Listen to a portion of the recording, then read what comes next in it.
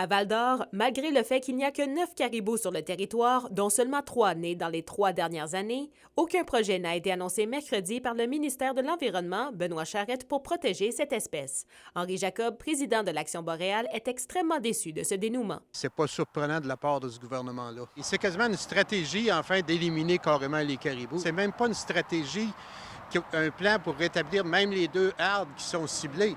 On dit qu'on va les remettre en consultation. Imaginez, après 5 ans de promesses, juste pour 2 des 13 arbres, on va encore aller en consultation. La conservation du caribou en Gaspésie et dans Charlevoix est jugée plus prioritaire selon Pierre Dufour, député d'Abitibi-Est, qui était également sur le dossier dans les tout débuts. M. Dufour est tout de même satisfait du progrès qui a été réalisé. Content de voir que le travail qui avait été fait pour la Gaspésie aboutit à quelque chose de concret et je pense que c'est dans la lignée de ce qu'on avait travaillé, nous, à l'époque.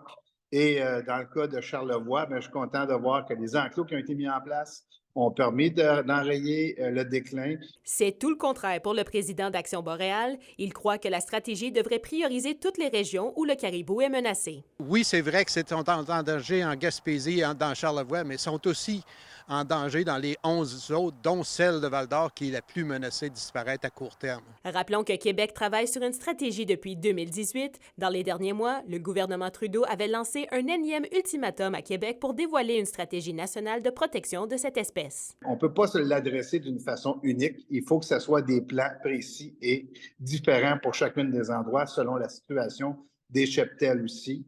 Avec ce qui est annoncé par M. Charette, espérons qu'on arrivera au fameux cheptel de 50 têtes pour pouvoir, après ça, avoir plus de possibilités pour les réintégrer dans la nature. Henri Jacob est convaincu que le ministre Benoît Charette n'a pas à cœur l'environnement. M. Charette est plus un défenseur de l'environnement. Moi, je le considère comme un mercenaire au service de l'exploitation. On va continuer, nous, à collaborer avec tous les gens qui veulent améliorer, même les gens à l'intérieur de son ministère qui collaborent d'une façon un peu modeste, mais qui peuvent collaborer. On va continuer à travailler avec les gens qui veulent collaborer. On va continuer à dénoncer une situation qui est inadmissible de la part d'un gouvernement qui est censé protéger la biodiversité. Kimberly Hall, RNC Nouvelles.